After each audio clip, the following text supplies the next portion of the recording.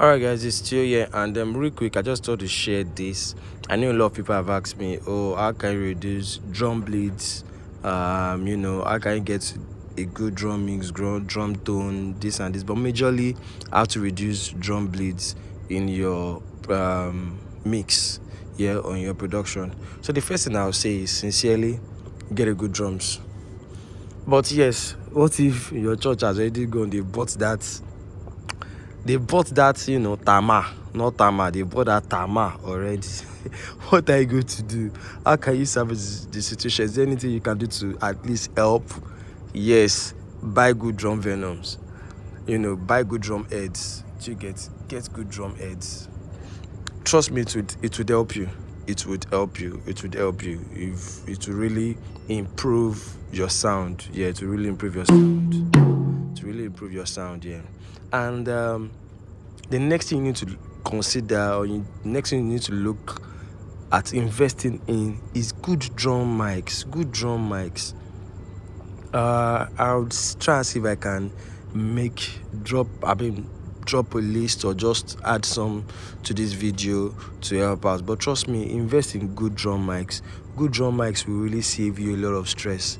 You understand? You need mics that will be able to pick the tone, the resonance, like clearly, and not just be picking anything anyhow. Yeah, so get good drum mics. Once you've invested in a good drum heads, drum venoms, get a good drum mic, and trust me, it will really help you. Then once you've gotten a good drum mic, next thing that would help you is what? Placement. Mic placements. A lot of people they overlook it. A lot of people don't even think that can have that can have any effect on their mix, or positively or negatively. But trust me, it can.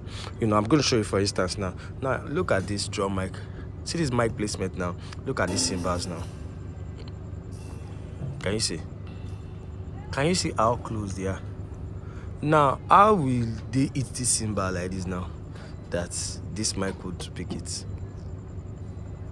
So that's just something that are just logical enough. Compare this to this. Do you see distance?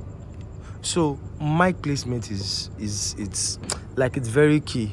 Try to make sure that your cymbals are not too close to the mics. Also, of course, I know that the drummers want to make sure that it's still at the drummer's length, but I feel like at least the drummer can still hit it somewhere here. Do you understand? So try to make sure that your drum mics are placed properly. The snare mic is placed properly, tom mics are placed properly. A lot of people have preferential ways they put their mic. Some people put their mic one ear. Some people put one ear facing this side. Some people put one ear facing this side. You understand? But just find what works for you, and then of course for everything.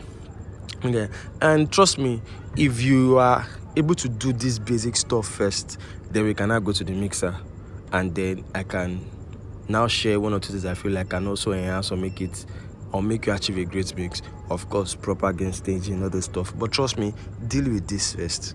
Once you have dealt with all this, then we go to the next stage. All right, thank you guys so much. Make sure you subscribe. If you have any questions, share with me. I would try my best to answer all questions. Thank you guys so much. Still here. God bless you guys.